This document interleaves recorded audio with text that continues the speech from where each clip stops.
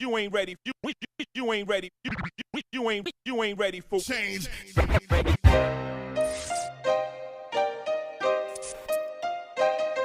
Only you can make the changes. Coming home in the paddy wagon, probably cause of the window you were smashing. Then with your friends the next day at school bragging, and maybe wagging with your pants swagging, talking about this and that, looking at your friends, you wanna copy that. Don't be a copycat, cause you will fall and stumble. Can't trust anybody these days, if your family get you in trouble. Drinking grog, smoking drug, puffing and sniffing on the spray, damaging your lungs, letting in the chemical gas. You ain't no gangster with your red and blue brags. It's Australia, represent the flag. In the darkness, trying to find my way out. Keep my motion flowing, going to shout it out. Got a lot going on, my thoughts in my mind making me blind. It's okay, let me freestyle and spit my rhyme. I hate it when the kids getting caught up paving their life for crime. Looking at you think it's a movie. I know, goofy, I'm my dark side, trying to find the light. Go home now and hurry. Stop making your mom and dad worry. Getting cop chase, better tighten up your shoelace. Get ready to own up to your mistakes. Kids, parents going to prison. Parents, kids don't listen. Late at night they're missing. Walking around town all night. Think you're cool, but you're a fool. You know that ain't right. Listen to this song, cause we made this. Underage kids getting locked up, we need to change this. Your favorite rapper Tupac said we need some changes. Here's the message, so take it. And I hope one day you can make it too. So that's the truth from me to you. I hope you can get it through to your friends and family. If you're with me, then stand with me. Go home now and hurry. Stop making your mom and dad worry. Getting cop chase, better tighten up your shoelace. Get ready to own up to your mistakes. Go home now and hurry. Stop making your mom and dad worry. Getting cop chase, better tighten up your shoelace. Get ready to own up to your mistakes. I wanna walk around town with anybody harming me, but now I gotta run when they coming for me.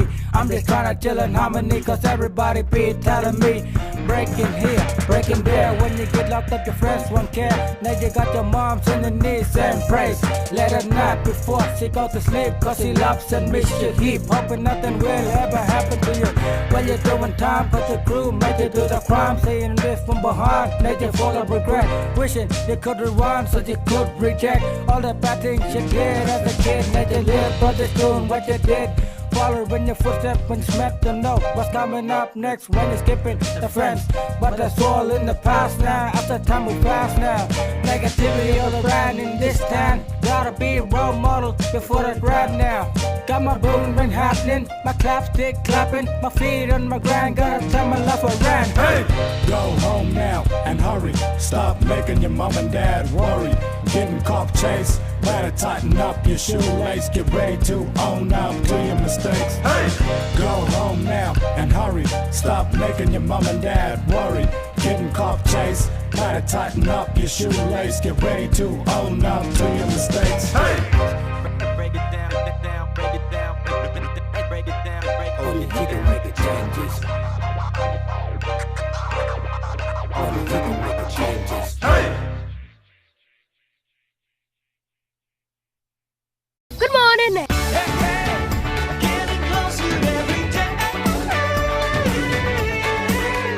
Welcome back to Yirara.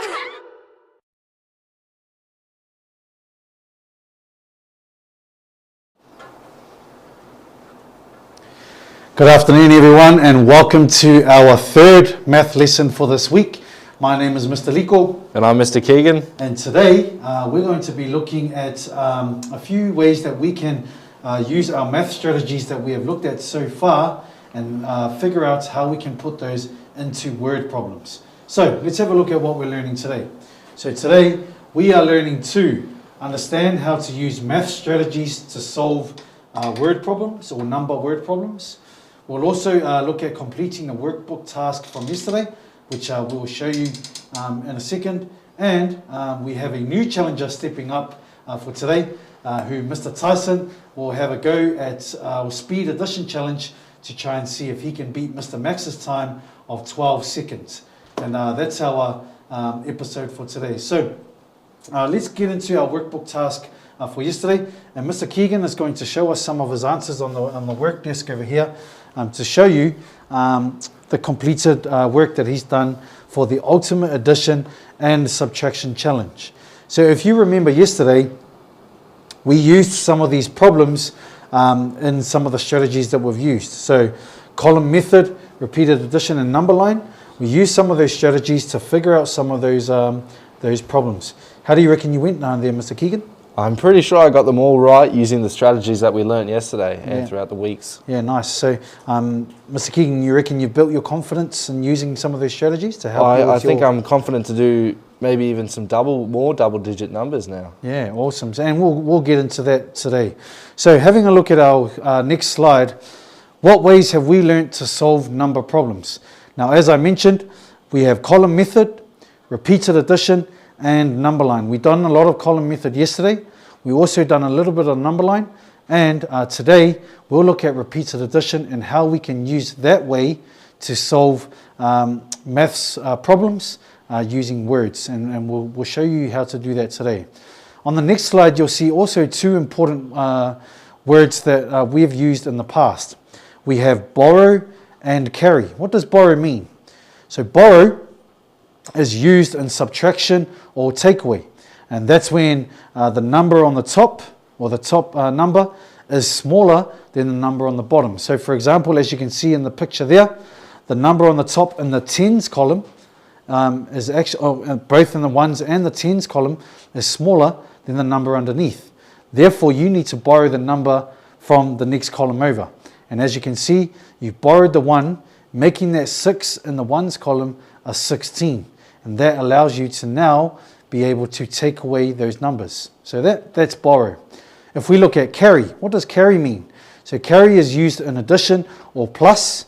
And again, if there is a number that, for example, 7 plus 4 is 11, you can't actually put both numbers in that answer. So you would put 1 in the ones column and carry the other one, or the number in the tens column, over to that next number. Which then allows you to add some of those numbers together, and which means that you are carrying that number and knowing the difference between those two words. So let's have a look at how we can use some of those strategies when it comes to word problems. So we've done a lot of number problems, but now today we're going to look at word problems. And I thought we'd start off something easy, and this is what it means by a word problem. So as you can see here, rather than written in numbers, we've done our maths in words, and let's have a read through those together. So, Mr. Liko went to the shop. He bought 4 bananas and 3 apples. How many fruits did Mr. Liko buy in total? So, I've highlighted the numbers in yellow there, just to show you the maths that we're going to do. So, if Mr. Liko or myself, I bought 4 bananas and 3 apples, we do the maths. We are simply 4 plus 3 equals 7. 7. Cool. So the answer to that, how many fruits did Mr. Liko buy in total? Mr. Liko bought 7 fruits. And as you can see in the picture there, you should be able to count. And 4 bananas plus 3 apples gives you that answer. Okay. Now let's include some of our strategies into those word problems. So in the next slide, let's figure out the first problem. And I'll read through that together. So Mr. Keegan kicked 3 goals. Each goal is worth 6 points. How many points did Mr. Keegan score in total? I'll read that again. Mr. Keegan kicked 3 goals. Each goal is worth 6 points. How many points did Mr. Keegan score in total or all together? And what strategy are you going to use to figure out this word problem for us, Mr. Keegan? I'm going to use repeated addition. Cool. So as you can see on the work desk there, he's given it a title there, repeated addition. And Mr. Keegan is going to show us how he's going to work out that answer to this first word problem. I know that it's 3, because I kicked 3 goals, times 6 points. But that looks too tricky to me, so I'm going to break it up into repeated addition, which can look like 1 group of 6, 2, 3. And now I can work it out this way. So 6 plus 6, I know that's 12. Then we can add another 6 to the 12, which equals 12. 13, 14, 15, 16, 17, 18. So the answer would be 18 points is how many points I scored. Nice, awesome. So repeated addition again is great for you to work out your times tables, and a really, really simple way to get better at your times tables. Okay. Now let's have a look at word problem number 2 on the slide there, and we're going to use a different strategy to help you work out this problem. Let's read together. Mr. Max had $75 in his wallet. It's pretty rich, isn't he? His friend gave him another $20 for his birthday. How much money does Mr. Max have in total? Again, I've highlighted the numbers in yellow there to give you the maths that we're going to do. So Mr. Max had $75 in his wallet. His friend gave him another $20 for his birthday. How much money does Mr. Max have in total? So if we come back to the whiteboard here, we're going to figure out the answer to that problem here. So we have $75 plus the $20 that Mr. Max got for his birthday. And the strategy we're going to use to work out that problem is the column method strategy. And again, which side do we start, Mr. Keegan? On the right side, which is this side, so here in the ones column. Cool. So let's work that out. So 5 plus 0, pretty straightforward.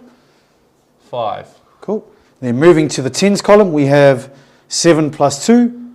7 plus 2, you can work that out on your hands, equals 9. 9. Cool. So the answer to that word problem using the column method way is 75 plus 20 equals 95, which means Mr. Max has $95 in total. Cool. Hopefully we can understand that. Now let's have a look at our next problem on our slide there. Okay, so this time we're going to use another strategy or another way to work out this problem. Let's read together. Mr. Shane bought 1 car for his dad, 2 cars for his mum, 3 cars for his brother, and 4 cars for his sister. That's a lot of cars, Mr. Keegan. How many cars did Mr. Shane buy in total? Let's read that again. Mr. Shane bought 1 car for his dad, 2 cars for his mum, 3 cars for his brother, and 4 cars for his sister. How many cars did Mr. Shane buy in total? Now, if you're a little bit confused, all right, we're going to show you a simple way to work out that problem. And this time, we're going to use the number line way. And I'm going to explain while Mr. Keegan shows us how to use the number line. So, from the first one, so Mr. Shane bought 1 car for his dad, it was. He bought another 2 cars for his mum, so you'd go 1, 2, nice. He bought another 3 cars for his brother, so 1, 2, 3. And then he bought 4 more cars for his sister. So 1, 2, 3, 4. Awesome. So the number that Mr. Keegan has landed on is 10. So in other words, we have 1 plus 2 plus 3 plus 4.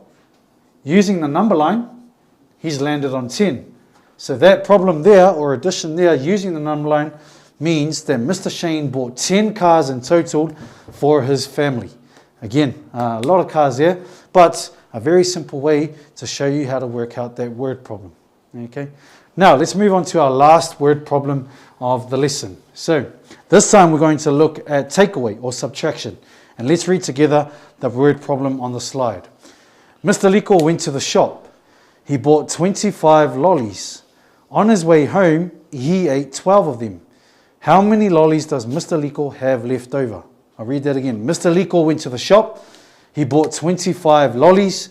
On his way home, he ate 12 of them.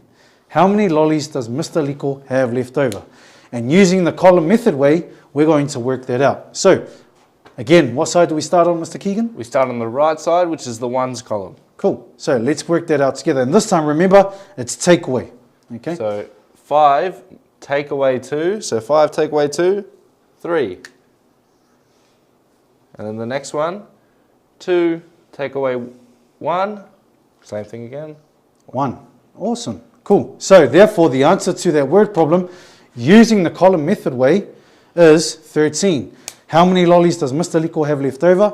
So I would have 13 lollies left over. Cool. So hopefully you've got a bit of an understanding there.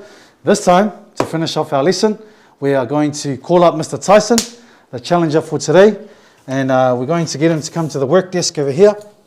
And you should be on set 8. Okay, so we've done set 6, which Mr. Max has done, and he got 12 seconds. Mr. Keegan scored a respectful 13.25 seconds. Let's see if Mr. Tyson can get a good time today. Do I get a practice run? No, absolutely not. Okay, we're going to test your addition skills and put you to the test here. So I'll count you down, Mr. Tyson. Here we go. 3, 2, 1, go.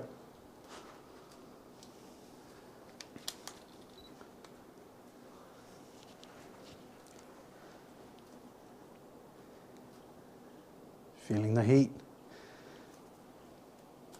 All right, so as you can see there, very, very close there.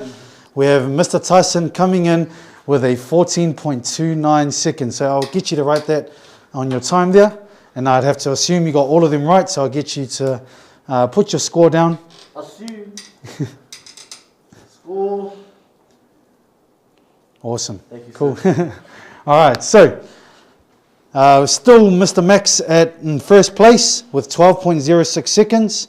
Got Mr. Keegan with 13.25 seconds. And then Mr. Tyson coming in with a really good time of 14.29 seconds. So still, hopefully tomorrow we can find another challenger that can see if they can beat Mr. Max's time. And maybe Mr. Max will end up being the champion for this week. So to wrap us up for today, what did we achieve today on our slide there? So we are able to solve number word problems using different math strategies. And we've done that on the whiteboard here. We are able to understand the meaning of carry and borrow. We are able to understand 3 different math strategies, and those are repeated addition, column method, and also number line. Cool. And we are able to complete the next column in our speed addition challenge, which Mr. Tyson has done today. So hopefully tomorrow you can tune in again to our next math lesson, where we will continue to focus on word problems and how we can use these math strategies to help you with your addition, your subtraction, and also your times tables. Until then, we'll see you tomorrow, same time, same place. Stay safe. Bye.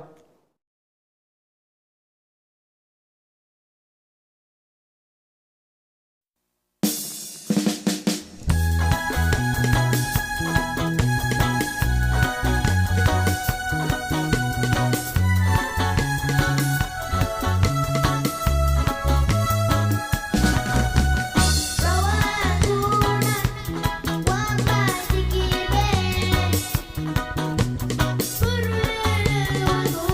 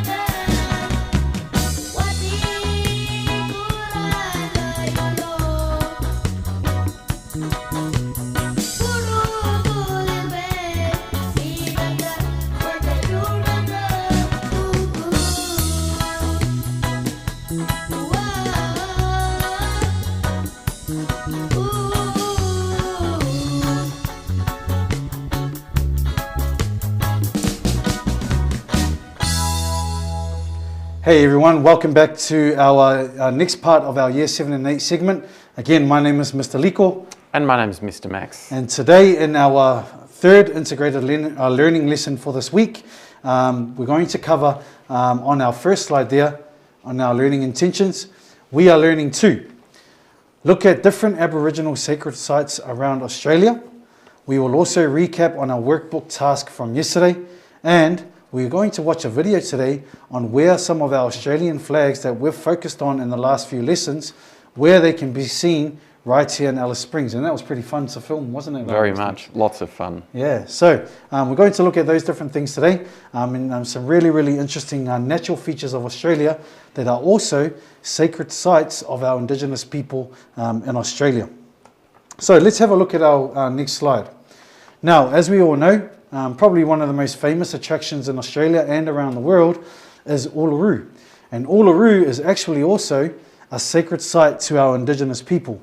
Now, a cool fact about Uluru. Uluru is the biggest rock in the world, Yeah, according to some. Yeah, I don't think it's a rock that you could just pick up and throw to the other side of the park or something. I was thinking we couldn't like take a crane and lift it up and move it elsewhere. No. Yeah, well, you know, I don't think we can, and it's really great to learn that it's actually a sacred site to our Indigenous people. What sacred means is a place where it's quite holy, and often has some rules around that particular place where you can't do certain things because of the spiritual nature that it holds. So that's what sacred means, and we'll look a little bit closer at what that word means in the next lesson. But let's have a look at another natural feature around Australia that is also a sacred site to our Indigenous people. And this is the Biami Cave, which is based in New South Wales. Now, as you can see there, a little bit of rock art there, and also Indigenous sacred site there in New South Wales. The man in the rock, according to that Aboriginal Dreamtime, is actually known as the creator and is known to many First Nations people. So another cool natural feature of Australia that is considered sacred by our Indigenous people right there in New South Wales. Let's have a look at another one. Now, going down south to South Australia, and we looked at that in one of our natural features, which is the Flinders Ranges. Now, if you didn't know, the Flinders Ranges is another place that is very sacred to our Indigenous people. A cool fact about the Flinders Ranges is that it stretches for over 400 kilometers, which is a very, very long way, which goes to show just how big that sacred site is. A place that I'd love to visit one day, Mr. Max. Yeah, and not too far from here. Yeah, absolutely, definitely. All right. Another natural feature of Australia is Aboriginal scar trees, and these are based all around Australia, not just in one state or one city, but it's actually based all around our country. The meaning of scar trees, or what they use, or what Indigenous people use it for, is they are used to make canoes or containers or shields or other Indigenous art forms or objects that our Aboriginal people use. And they use the bark from this tree, which leaves the result, as you can see on the slide there, which is a really, really, as soon as they're able to use that, it becomes a sacred site for our Indigenous people. And those are located right around Australia. This next natural feature, I was a little bit scared from its name, but it's actually a sacred site in Queensland, which is known as Devil's Pool. Now, Devil's Pool is considered a haunted kind of place, but I wouldn't say it's haunted. It's more definitely a sacred site. I think a few people have gone there and broken the rules a little bit, but when people know it's sacred, to show respect for this site, particularly of its importance to our Indigenous people. And it has a lot of stories behind this natural feature, which is really, really interesting. And the last one is the ogres, and another one that's another natural feature that is based right here in the Northern Territory. And the meaning of the ogres, or in that indigenous language, is many heads, from what I believe. It's actually in Pijanjara language, which is a really, really famous place for lots of people to visit. But remember, it's also a sacred site to our indigenous people. So, because we're looking at natural features of Australia, we thought we'd introduce that not only is it a natural feature, but it's also a sacred site to our indigenous people. So before we move on to the flags of our lesson, we're going to recap on some of those natural features in the task that we've done. So I'm going to ask Mr. Max to come to the work desk, and we're going to recap on some of the answers that we placed in the video yesterday. If you remember, we looked at the first 3 places. So we looked at Pinnacles Desert, which is in Western Australia. We looked at Lake Eyre in South Australia. And we also looked at the Snowy Mountains in New South Wales.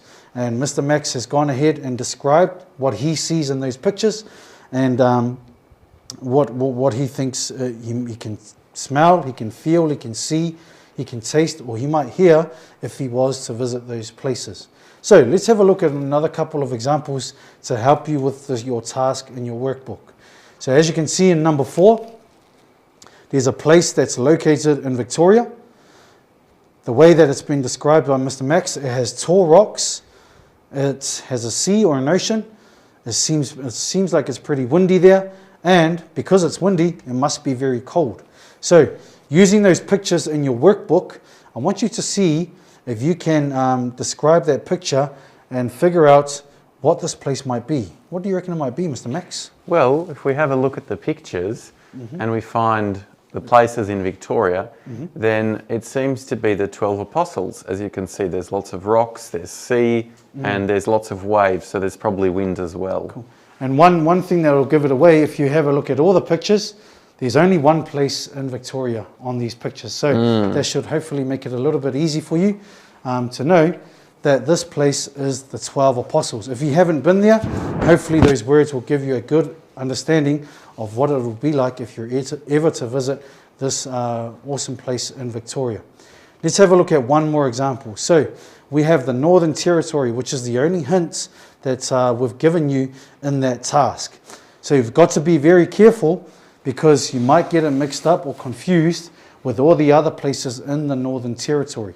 So what do you think it might be, Mr. Max? Well, it can't be Catherine Gorge, because that's already here. Can't be Kakadu, can't be the Simpson Desert.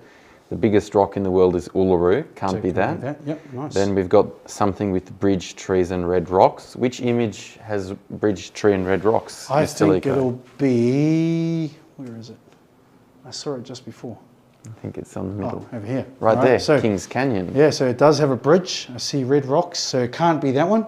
And so that leaves one. That only leaves one, which would be the ogres. Yeah, the ogres. Nice. Just like we looked at in the slide before, we learnt a little bit more about this place, the ogres. So what can you see in this picture? Well, what can you see? There's obviously big rocks. Yep, so we can write that down.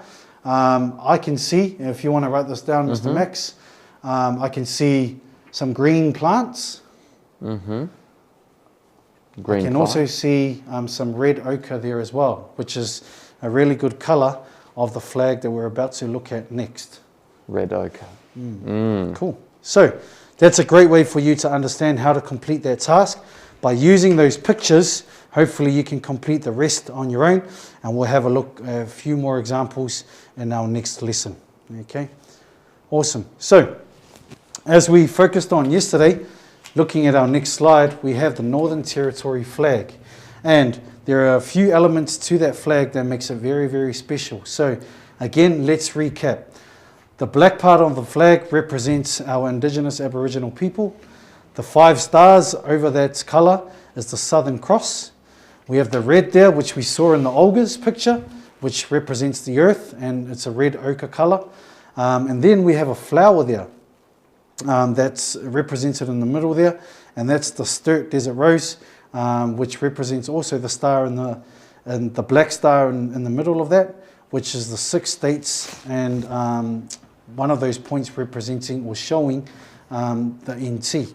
So a really, really unique flag. I love the design on it, and we're going to look at the importance of those flags very, very soon in a video at the end of this lesson. Okay, so to wrap us up for this lesson, let's have a look at what we achieved today.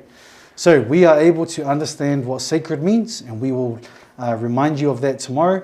We are also able to explain some of the Aboriginal sacred sites around Australia, some really, really cool places that we learnt about today. We're able to understand the meaning of the NT flag. We completed more of our workbook task, and now we're going to finish off with a video of where the Australian flags are based right here in Alice Springs. So thank you for tuning in. We hope to see you tomorrow, same time, same place. But for now, enjoy and relax the video about our flags right here in Alice Springs. Bye. Bye.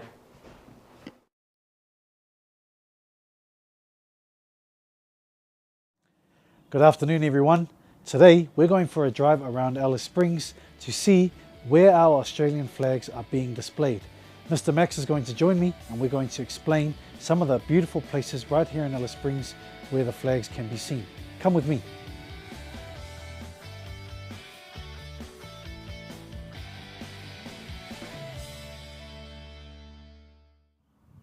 All right, here we are, everyone. We are located at our very first stop here in Alice Springs.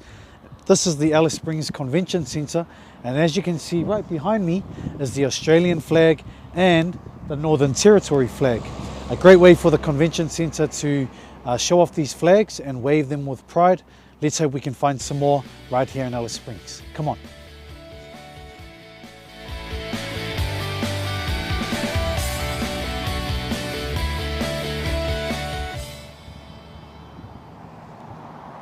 So now we've arrived at the Hilton Doubletree Hotel here in Alice Springs, and we have three flags right in front of the hotel. We've got an Aboriginal flag here, we've got a Northern Territory flag, and we have an Australian flag. And it's really common for many hotels around the world to have flags in front of them. So come on, let's go to our next destination. All right, here we have it, guys. We are at our next spot right here in Alice Springs. We're on the beautiful lawns of the Alice Springs Town Council, and right behind me you can see some flags. So what do we have here? We have the Australian flag, we have the Northern Territory flag there in the middle, and we also have our Indigenous Aboriginal flag. A great way to show off these beautiful flags to the rest of our Alice Springs community. Let's have a look at our next spot. Come with me.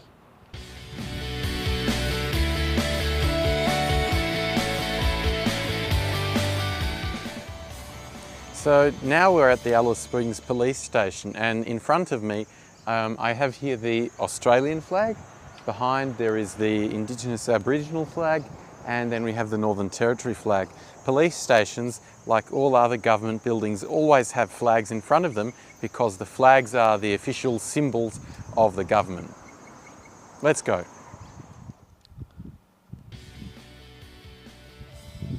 All right, here we have it, guys. Our next spot right here in Alice Springs is the famous Alice Springs sign. One of the many things that you see when you enter Alice Springs and also when you leave Alice Springs is the sign right here. But behind me is one of the things you may have not noticed is a flag. And behind me is the Northern Territory flag. Another way to show our people in our community that when you leave and enter Alice Springs, that you're right here in the NT. Very proud.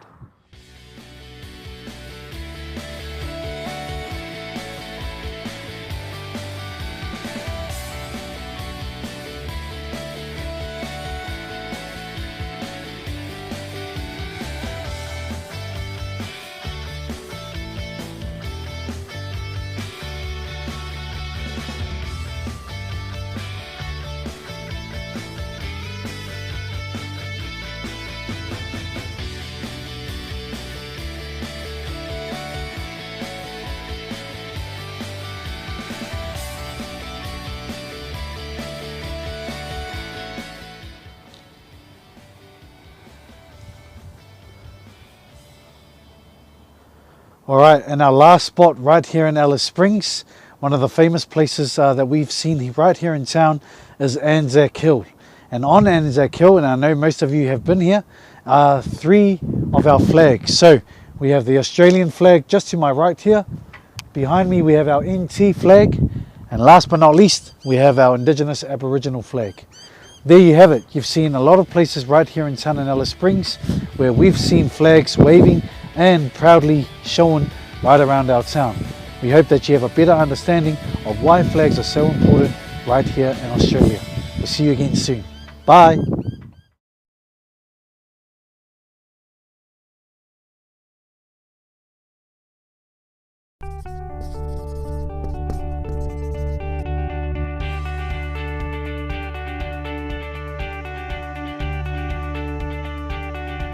Okay, welcome to today's art lesson, everyone. Today we're going to be doing something really cool. We've got a couple of fellas here at school who are going to be helping us do the Brumby sign, that is, paint the Brumby sign. So we're going to be having a look at what we've been doing in one moment, but I just thought that I would very briefly explain today's lesson and the lesson that I included in your workbook for this week. So the lesson is to design your own mask. So in your workbook, you will see a blank page with a mask template. And what I would like you to do is do any image that you would like. So whether you like doing things in bright colors or something that makes a statement, it's really up to you. I just want to see everyone's individual artwork. This idea is something which is not really new. It came to me when I visited Melbourne on a recent holiday, and I saw that there was a Chinese artist who decided to make a bit of a statement about mask wearing.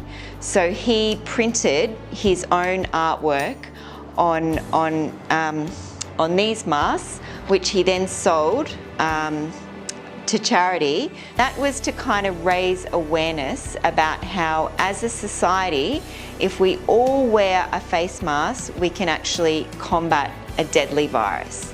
So have a think about what you might like to say, and on that blank page, I would like you to have a go at doing a drawing which could be something that we could print on our mask. All right, let's have a go.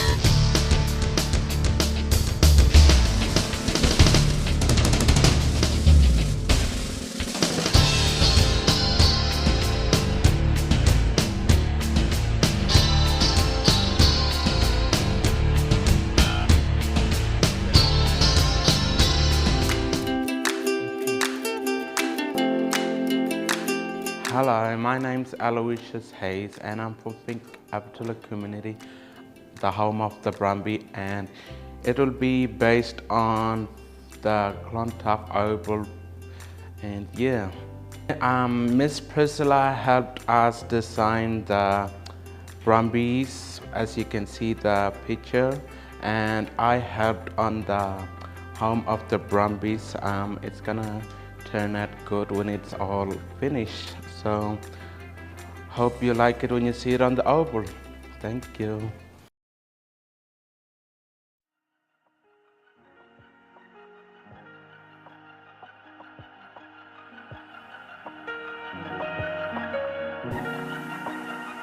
To my brothers out there that's struggling, hustling, keep your head up, cause we do care. I know you're fed up, just keep your head up, just keep your head up.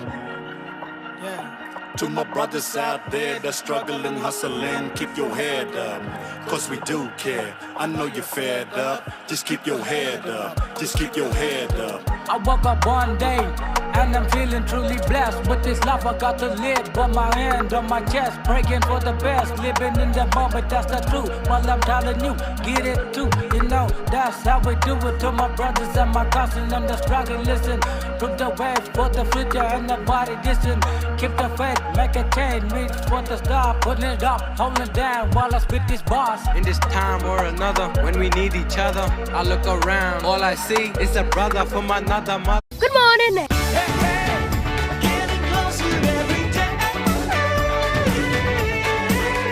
Welcome back to Yirara.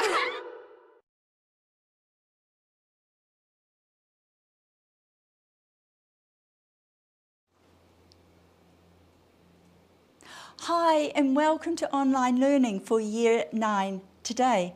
My name is Miss Elizabeth and I'm one of the Year 9 and Year 10 teachers here at Yirara College. Firstly, thank you very much for taking the time to tune in today. That is a great choice towards getting a great education just by showing up and listening for these next few minutes. This term we've been looking at some patterns in numbers and trying to figure out how we can use them to solve maths problems. Today we're going to use a few of those, so let's get started. These online lessons are a bit unusual. If you go to the Yirara College website and click on Information, then you can find our maths book, Year 9 Maths. You do need to click 2 times. And if the clinic or school will help out, they may print the book for you. Let's check out Year 9 Maths today. Introduction and welcome. Come in and stay, thank you. Listen and watch. Listen is finding different ways to write the same number. The do is balancing equations. And of course, to ask questions. Let's listen and watch. Today we're going to look at the patterns that we have used before, and we will use them to help us solve some problems. Let's write down the numbers for each pattern.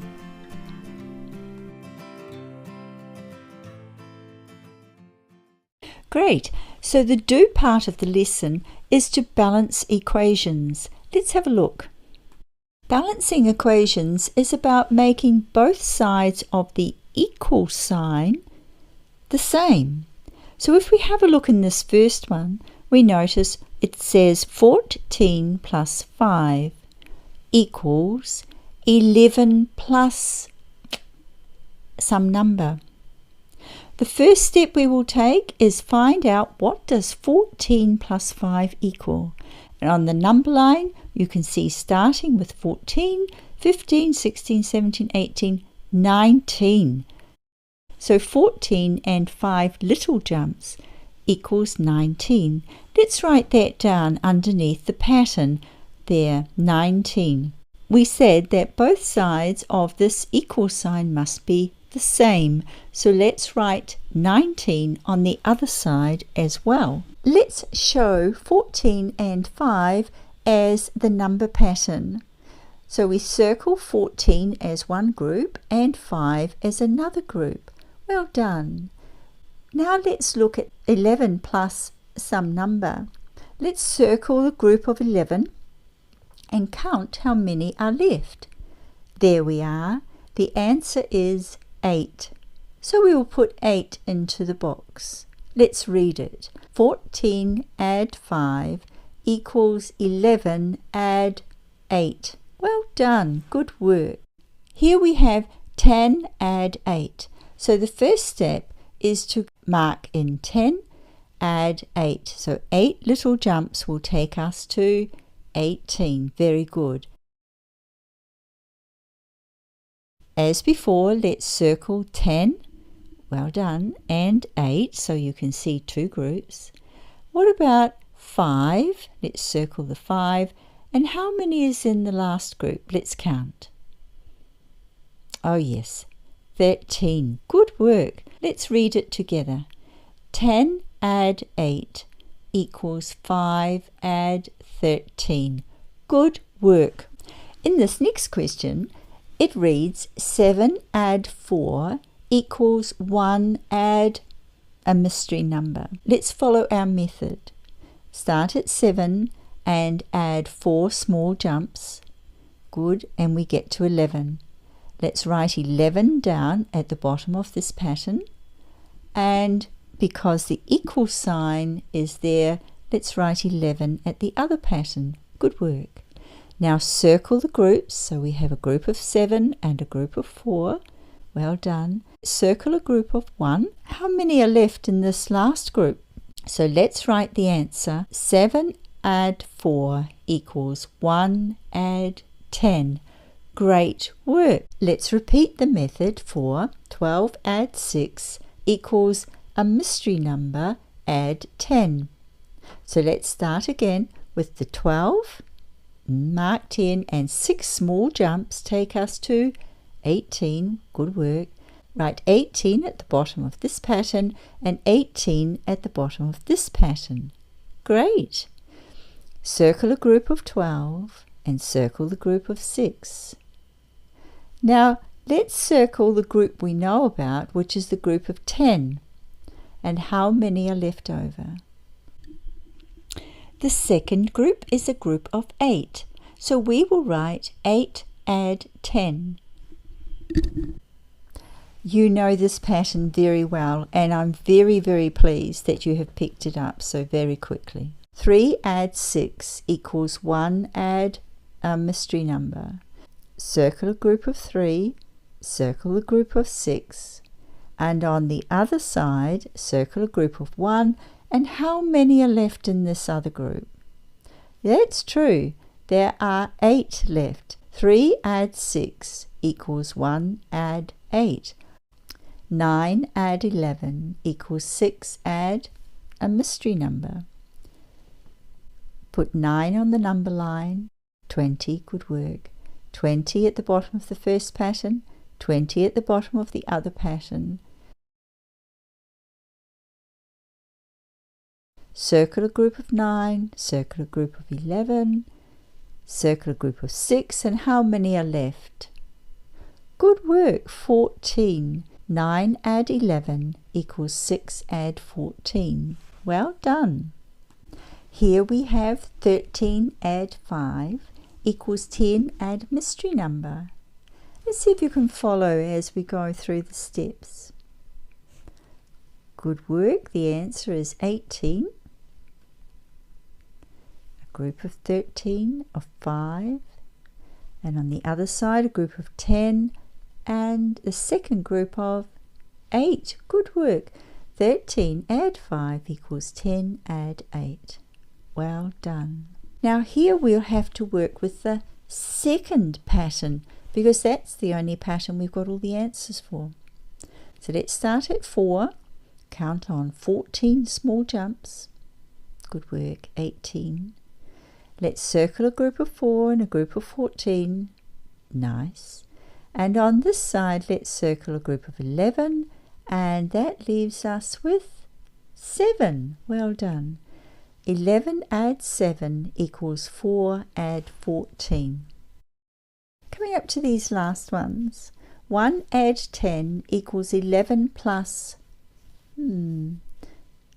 Okay. So start at 1 and 10 small jumps will take us to 11. Good work. So 11 is the number at the bottom of both patterns. Circle the first as 1, a group of 1. Circle a group of 10. And on this second side, circle a group of 11. 11 add what? Equals 11. Oh, you are right. It has to be a 0. Let's look at 12 add 5 equals 10 add a mystery number. Let's take us to 17. Great. A group of 12 and a group of 5, a group of 10, and we are left with a group of 7. Great. 17 add 2 equals 6 add. So we start at 17 with 2 small jumps. The answer is 19 for the patterns. Circle a group of 17, a group of 2. Circle a group of 6, and we are left with 13, very good. 10 add 3 equals 8 add, that's a mystery number. 10 with 3 small jumps is 13. Circle a group of 10, circle a group of 3. This side circle a group of 8, and we are left with a group of 5. 10 add 3 equals 8 add 5. What an awesome day's work. Well done and congratulations. Let's check our progress. Introduction and welcome. Come in and stay. If there are any problems, ask someone. Or once we get our links all fixed up, then you'll be able to write a note in and we can follow again. Best thing to do, if possible, go back onto YouTube or Facebook later on and watch it over so that you get that pattern well in your head. Well done. Stay safe, stay strong, and see you next time.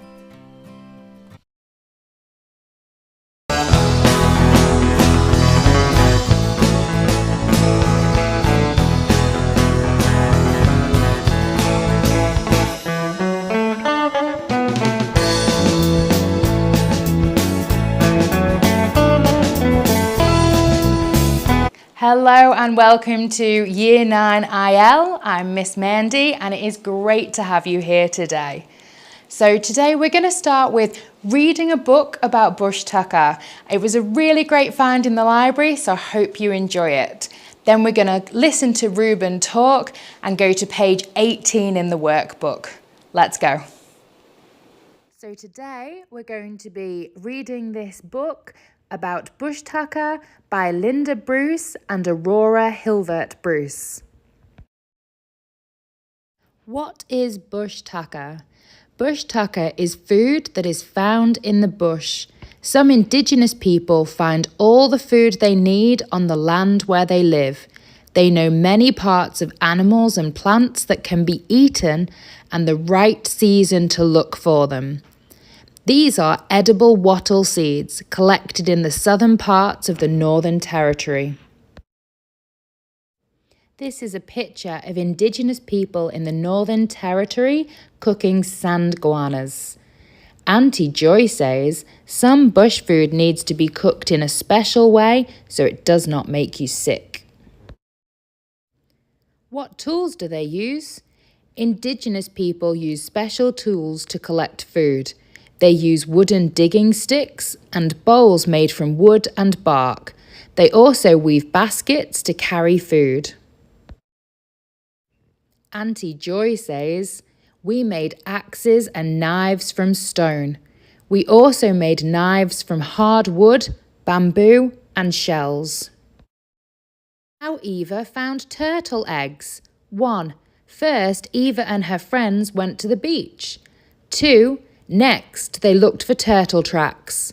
3, then they followed the tracks. 4, they found holes the turtle had dug. 5, they poked their digging stick into the holes to find the nest. 6, they dug up the eggs. The picture is egret eggs from the Macquarie Marshes in New South Wales. Auntie Joy says, we eat bird, snake, lizard, ant and turtle eggs. We know where to find the nests and when the animals lay their eggs. Flowers and gum. Indigenous children suck sweet nectar from flowers such as Banksia, Grevillea and the grass tree. Adults dip flowers in water to make it sweet to drink. Indigenous people also eat many kinds of tree gum and sweet lumps that insects make on gum leaves. The top picture is Christopher is sucking nectar from honey grevillea flowers, and the bottom picture is sweet lumps left by the lerp insect. Wattle gum. Yum, yum, wattle gum. Pick it off the tree. Bite off a lump and chew it. Sticky on me. That's a poem by Eva Hilvert Bruce. Auntie Joy says, Many trees have gum you can eat. Some gum is chewy and some is sweet. We mix some gum with water to make jelly. And the picture at the bottom corner is wattle gum on the tree. Fruit. Lots of native fruits such as wild plums, figs, bananas, oranges, raisins, peaches, cherries, grapes and tomatoes are eaten by Indigenous people. In Victoria, lily-pilly fruit ripens in autumn. Red cherry Ballarat fruit ripens in spring. Most wild fruits are sour and crunchy, but some, such as quandongs and wild apples, are sweet. Which fruit is better?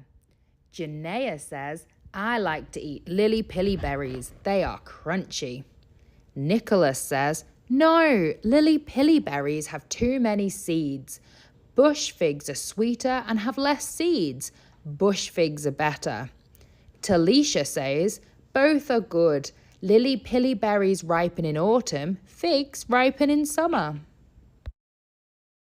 Grubs and worms. Indigenous people eat many types of grubs and worms. Many fat, white wood grubs are eaten raw or cooked. Some wood grubs live in trees and other grubs live in roots under the ground. Witchetty grubs are an important food for Indigenous people who live in the desert. And the picture is witchetty grubs from Arnhem Land in the Northern Territory. Here's an email to Auntie Leather. Yesterday, Mum took us to the creek. She pulled a rotten branch out of the water. She broke it open and showed us how to pull out the long shipworms. She said we could eat these or use them for fishing bait. Love, Toby. Ooh, this page is how to make damper. 1. Put flour into a bowl. 2. Add water. 3. Mix the flour and water to make a dough. 4. Shape into a pancake. 5. Cook under the coals on the rock or in a pan on the fire. Auntie Joy says, we eat many kinds of nuts, grass and wattle seeds. We soak some nuts and seeds to make them soft. Then we grind them to make flour. The top picture is wattle seeds and the bottom picture is a woman grinding seeds into flour. Australian native bees' honey is called sugar bag honey. Sugar bag honey tastes great. The bees make hives in trees and termite mounds. One way Indigenous people find a beehive is to look for bees flying around a tree. They also listen to them humming inside. And the picture is searching for sugar bag honey. Auntie Joy says, unlike other bees, native bees do not sting. That makes the honey much easier to get. If the tree is small, we cut it down. If the tree is big, we cut under the spot where the bees are humming and poke a honey stick into their hive. The honey runs down the stick and we collect it. How Uncle Joe found water lily bulbs. 1. Uncle Joe walked into the water where the water lilies were. 2. Then he felt in the mud at the bottom of a water lily stem. 3. Next, Uncle Joe pulled the bulb out of the mud. 4. Then he washed the mud off. 5. The bulbs were ready to cook and eat. Thanks for reading the book with me. Now we've got some pictures at the end. Can you tell us what food is in each pictures? You have a think. Well done. Did you get them all? All right, I'll see you again soon. You've got to go see it if you haven't seen it. It's the oldest ghost gum in Australia. It's on the East McDonald. You know all them tourist spots? You can actually, go there, man. Have you ever seen it? Oh, you got to see it. Everyone thinks it's in Murray River or Victoria or somewhere.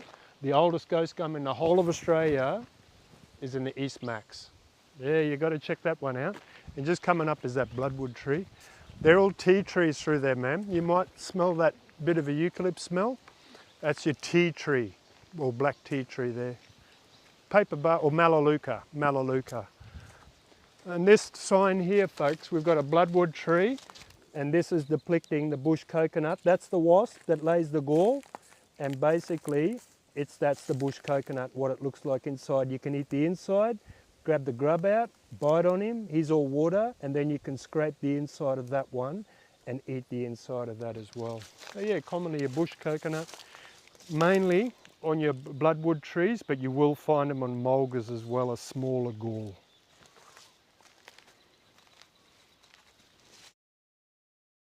Hello and welcome to page 18 of the workbook.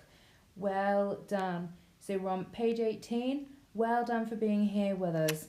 Now today, this is going to be a pretty easy task for you. Okay? You've spent lots of time thinking about bush tucker over the past couple of weeks, and today I just want you to draw about a time you went out bush to get bush tucker. So have a think. Where did you go? Who did you go with? How long did you go for? How far did you travel? Have a think about all these things, and then if you want to write, you can pop in some lines and you can do some writing. But I know that we have some excellent artists among our students, so I'm sure that in here you could do a great picture, far better than mine.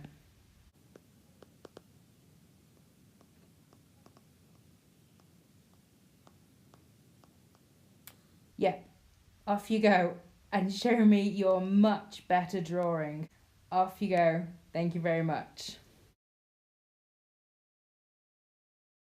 Welcome everybody, this is me and my brothers who just kicking back in the studio, and this is dedicated to my Yanyel and Garwa people. RTL and BLA, let's go! Keep on rocking, keep on rocking. Friends and family come together, one big mobbing carpinteria. Keep on rocking, keep on rocking. Friends and family come together, one big mobbing carpinteria. BLA is where I stand. I'm a hunter, I'm a man, I am proud of who I am. I'm proud of who I am. Robinson, we keep it real. My hometown, we do not steal. January, Garawa, speak the truth. Barefoot warrior, don't need no boots. I'm not gaming, that's the truth. Come to my town to have a look. Big barramundies on the hook. Take it home for me to cook. I'm DK, I got something to say. From Robinson to BLA, crazy fisherman from Savannah way. Listen up, y'all, I got something to say. Keep on rocking, keep on rocking. Friends and family come together, one big mobbing carpinteria. Keep on rocking, keep on rocking. Friends and family come together, one big mobbing carpinteria. Riding down with my motorbike. Going home till I see the moonlight. My name is Davis, they call me Wissy, making big dust when I'm drifting. 1, 2, 3 into the 4. Bernie and Rango at your door. Chosen on the beat, Toothy on the street. S. Evans, Big T, Charlie, Javis and Noah on the mic. Sonny's out here, he bustin' the rhyme. DK and Declan trying to get with ya. Don't get it twisted, his name is Sylvester. Throw your hands up now, give it everything, cause you know he's on the flow like Jade and King. Fire like a cannon, you down with Shannon. Lula Robinson, you know we ain't trippin'. Staying in the game like a straight up player. Grooving to the illest, get down with Mahala. Giving you this message as loud as a bell. Holding that down, deuces upside sound. Bringing all the noises. Good morning.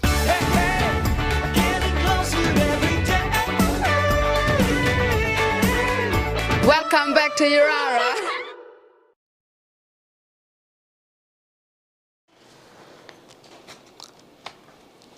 Good afternoon, you mob. Welcome back, and it is great. I can say seeing all your faces. Hopefully I can see all your faces. Hopefully you are there watching me. Welcome to those students that managed to make it on campus as our day students. Welcome back. When you watch this, welcome back. And a high five to all you wonderful people out there. Mr. Tyson, Mr. Rebecca, well done. Thank you very much for also being punctual and ready to roll. Today we're going to do shopping. We're going to have some fun doing shopping. And we're going to look at our shopping list. Now let's put our shopping list up on the board. So we have our Frisbee. We have our tennis balls. Mr. Dave said the school needs some tennis balls. And they come in packs of 3.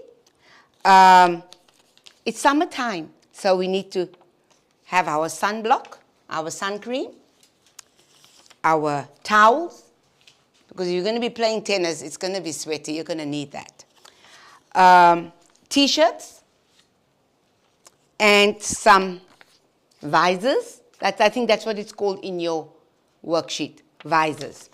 So, now, our job, Mr. Dave, yes. We are doing shopping for playing tennis today. Okay. Are you going to help me do some maths? Yep, okay. So, first of all, we are going to buy some. How many teams do we have here, do you think, Mr. Dave? How many teams? How many tennis balls do you think we're going to need? Let's say 4. We're going to need 4 lots of tennis balls? 4 lots. Yeah. So that's 4 packs of tennis balls. Okay. So now, Mr. Dave, am I going to work this out? How do you think I can work it out? Well, you're going to have... You want to... Yeah. Okay. We got 1 set of tennis balls, 2 set of tennis balls, 3 set of tennis balls, 4 set of tennis balls. So, 4 sets of tennis balls. And if you've been remembering, we have been doing some skip counting. So, we could go 5, and then 5 plus 5 gives me 10, plus another 5 gives me 15, plus another 5 gives me 20. So, we can say 5, 10, 15, 20. So, we are going to need $20. We're going to need $20. But there's also an easier way to write this. There's an easier way we can write this. We can say 5 packs multiply by 1, 2, 3, 4. Multiply by the 4, and we are going to end up with the same amount. Okay? So sometimes it's easy to say 5 plus 5 plus 5 plus 5, but it's even easier if we can do our multiplication. We are going to let's look at our T-shirts today. Our T-shirts, again, we have 5 T-shirts.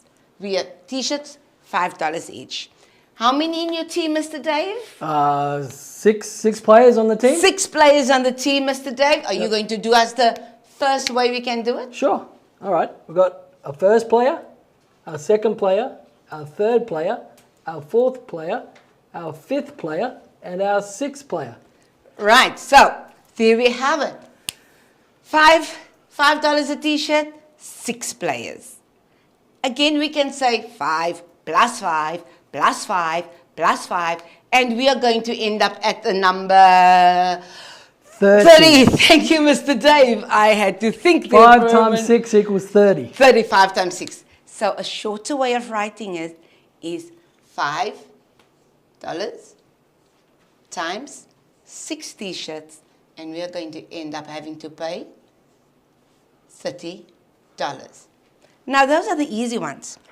What's going to happen if we add in our dollar sign, our cents? So $2.50. Ooh, Frisbees. So are we electives? We want to buy Frisbees. And we're going to need about 4 Frisbees. So, Mr. Dave, let's have some fun. All right. What are we going to do? What do you think? Maybe we could go like this, miss.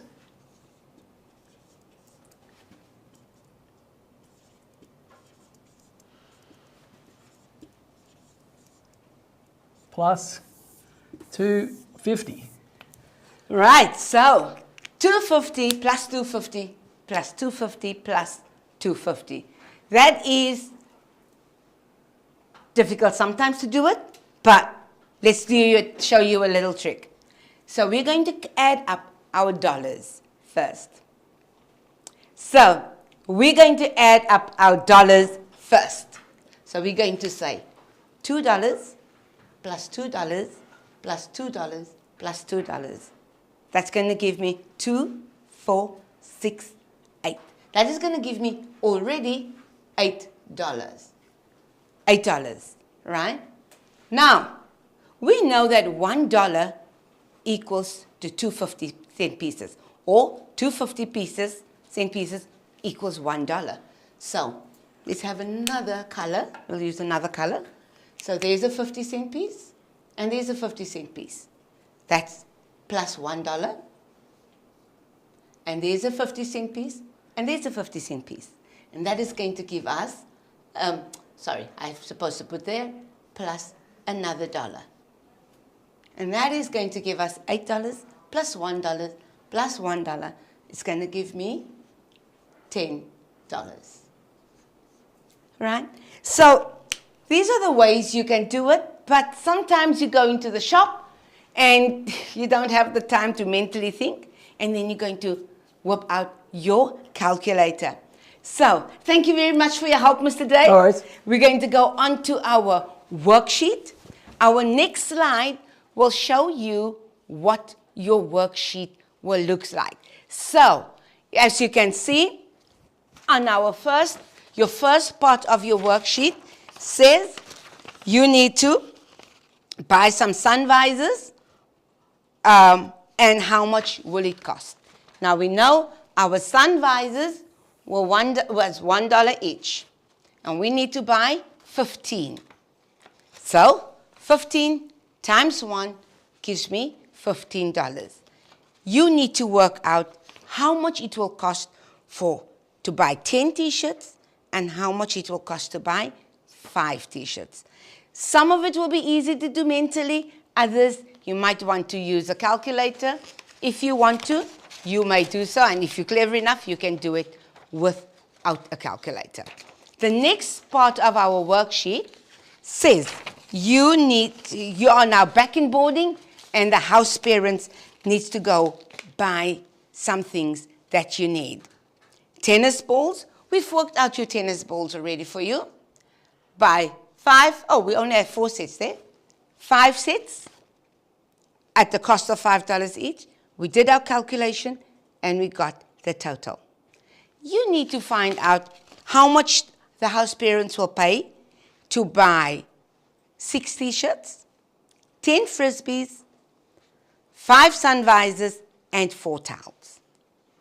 That is your worksheet for today. Have a good time, and we hope to see you again shortly. Bye-bye, TTFN. Bye-bye.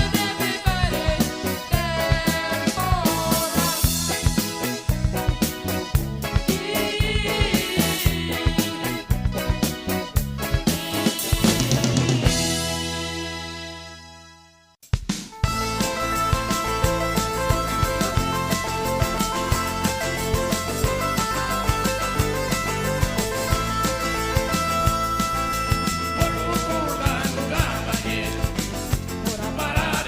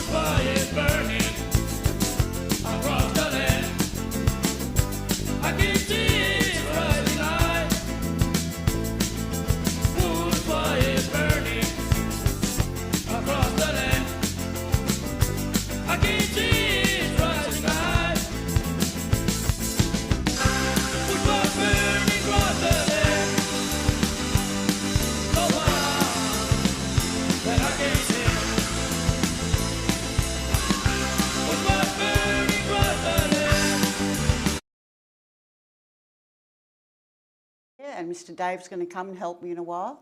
So the first thing we're looking at today is the responsibilities of a worker, how to be good at work. So we want to identify those responsibilities of you, yourself, as a worker, or what they say, in other words, is employee. Excuse me for a second. Now, let's brainstorm it. Firstly, you've got to turn up on time.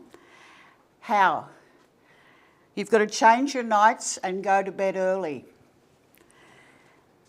You've got to prep everything for tomorrow, today. So that means having your clothes ready. Now, one of the important things is you have to have everything ready. You can't head to work and then think, oh, I've got to stop at the shop, I've got to go to Coles. What's going to happen there? Your whole time schedule is going to be blown. So you need to have some food ready as well, and get the right way to work. Is someone going to give you a lift? Are they organised? Do they know what time? Or are you going to catch a bus? If so, you need to know what time the bus will be at your bus stop. And the last thing in getting ready for work is to be positive. You must be positive and go in there with a happy, healthy attitude. So the next thing that's important is having a correct uniform or safety gear.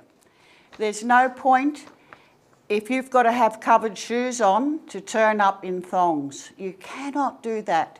They'll just send you home and most likely you won't keep your job. Now, if you're working at Macca's, it's really important to have the correct uniform or safety gear. You're working in a kitchen, so you need those covered shoes in case you drop your knife or the deep fryer splashes some oil. Macca's will give you a uniform, and so everybody looks nice and neat and the same. And the uniform in this case is a grey shirt, a grey hat and a grey apron. And formal black pants, long pants, not shorts, and non-slip black shoes. Now, we've talked about workplace health and safety a lot. Why would you need non-slip shoes in the kitchen? Well, because it's often wet with the dishwasher going and people carrying things around, maybe spilling things, and also the oil. If that's spilt somewhere, you will go down quick. Now, the next thing really important to consider is how you look in every detail. So you can't be having little strange hairs on your nose, your cheeks. So check your face in a different mirror with plenty of lighting. And look at yourself at the different angle, and you might be surprised at what's there. When your customers are looking at you close up, you want to be nice and neat. Now, don't put in too much hair product. You're not going to a nightclub, you're not going to a party, you're going to work. Keep it nice and neat. Nose hair, well, you're all young, you probably haven't got any nose hair. Now, too much cologne. Do you want people standing next to you going, oh, he stinks, he's just got too much smell on? Especially if you're working with food, you don't want to have a strong smell on, just a little light scent. Now, what about your teeth and breath? Remember to clean your teeth and have nice fresh breath. Don't be smelling of bacon or garlic. That would be horrible. And I must note that smoking, well, that makes your breath smell quite unpleasant, so have some mints, or better still, just never smoke. Last thing, what's dandruff? Have you ever seen anyone with dandruff? That's the little white flakes on your scalp. And if you've got a lot of it, it can fall down on your shirt, and if you're wearing that grey uniform, it would look quite disgusting. So what we're going to do now is have a look at some preparation you could do before going to work from Yirara, and Dave's going to come over and help me with that. I'm going to put my mask on, and we'll just have the downward facing camera if you don't mind. Now, as I said, the first thing is to have your bus timetable and know that you can get there on time. It's very important that you arrive early, so you want to make sure you catch the bus early enough so you can make sure you're ready for work. That's right. And this is a good timetable because it's got Yirara College here and it's got all of the times the bus arrives right out the front. And if you're working on Saturday, it has the Saturday times as well. Now, when you've finished work, on this left-hand side is the times the buses come back to Yirara. So you'll need to look at both these columns and know that you can get your bus and be there on time. The second thing is, before you go, in a food place, you've got to take your jewellery off. Get rid of that. You've also got to have everything ready for the morning when you're getting ready. If you have to have a shower, you wash your hair, you don't want to go into the bathroom and not have shampoo and conditioner. It's a really good idea to do this because you know that it helps prepare you for the morning and your work that you're going to. So if you're up early and getting through the shower, you know that you're more prepared for work and it helps you get ready for your day. That's right, Dave. And what's something else the fellas would have to think about if they're getting ready in the morning? You might need a quick shave to make sure you look presentable for your shift. That's right. So you have your razors there, nice, clean, fresh ones, so you get a good, smooth shave. Now, everyone should use a little bit of deodorant if they can, or talcum powder. So we've got our deodorant there. Now, if you're working in a food place, would you have long, dirty fingernails, Dave? No, you're not allowed to. You'll have your gloves on and you'll need to make sure your hands are clean. So that means looking after yourself and making sure your nails are clipped. That's right. I've got this really good pair of clippers and they get through any nails. So I would clip my nails very short and give them a little scrub as well. Now, the next thing, we've looked at the timetable, but can you rely on yourself to get up on time? Get your mobile out. Yep. Set your alarm. Set your alarm. Make sure it's working, make sure it's charged. Yep. Make sure you set it, and then I have a second one just to make sure I get up on time because sometimes you fall asleep, so chuck on your second alarm and you're right. That's right, Dave. Well, you're really well prepared. I think I am too. Now, soap. We forgot soap. Yep. With your shampooing and washing, you need some soap. And as a lady with long hair, it's really important for me to tie my hair back. So I've got some nice hair ties there, brand new, nice and neat. Yep. Look well presented. You get new hair ties for your first day at work. That's right. And I was also thinking, because I've worked in the kitchen before, sometimes you can just cut yourself a little bit or burn yourself. Yep. So I'd probably take a couple of Band-Aids with me when I went to work. Do the small things so you know that you're putting your best foot forward. Yeah, that's right. And you're confident, you're safe, and you just know everything's covered because you're going to be nervous anyway. Like I said before, you've got to smell nice but not too much. So just a little bit of light perfume won't hurt. Mm-hmm. And then another thing, what did I say about stopping at the shop on the way? Well, you want to make sure you have your lunch, but I'm not quite sure what you said. Miss, what did you say about stopping at the shop? Oh, Dave, comprehension. Yeah, comprehension.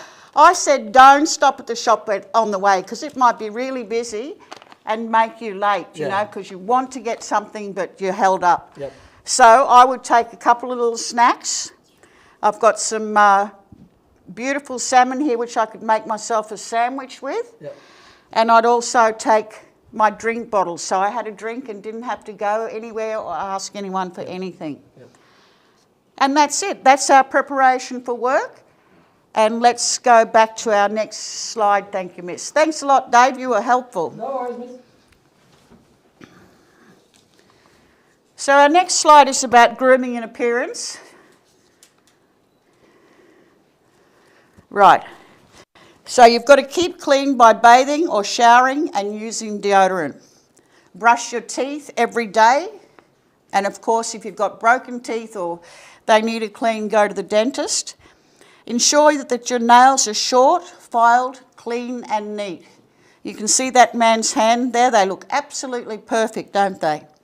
And your hair must be clean, restrained and off your face and pinned back or up. So that's why I had the hair ties there. And as I said before, you can't wear jewellery or watches. Now, the next slide, this is a McDonald's, but this could be a job anywhere, at the roadhouse or at the clinic. These are clothes that you certainly wouldn't wear. They're just wrong. You can't wear thongs to work, or little low-cut tops or ripped jeans, short shorts. It's inappropriate. Next slide, thanks. They're just a couple of things that you would like to think about if you were going to work, but we're not going to look at that too much now because we're running out of time. So, answer questions. Ask your questions about bus timetable, your lunch, your uniforms. Listen and follow instructions. A few tips. Don't yell or fight. Don't sleep at work. Don't feel shamed. Be polite and kind. Be ready for work. We won't read all of those, and let's have a look at your worksheet for today. Okay. On this worksheet, you're going to write a word about what the people are doing or feeling. So on the top left-hand side, you can see that those people are yelling, but they're also feeling angry. Now, I want you to put a cross or a tick in there to indicate whether you think this is a good or bad thing. The next lady, she's stretching, and that's a good idea because she's been sitting down for a long time, so you give a tick for that. The next one below that, someone's running late. Look, they're running in, look at the clock, and that's not good, is it? So across there. Beside that, there's a group of people. They're all listening, which is important. And I'd say they're happy because they've got their hands up, they're talking. The man below that's opening the door for his friend. So he's being kind, a little tick for that. And the very last one that we're going to look at, what's he doing? Uh-oh. He's sleeping in the afternoon. And if you can look closely at the clock, it's 20 to 2, which is nowhere near finishing time. So, everybody, thanks for listening. I hope you've got some good tips there, and I will see you again soon. Thanks a lot. Thanks, Dave. Thanks, crew. See you.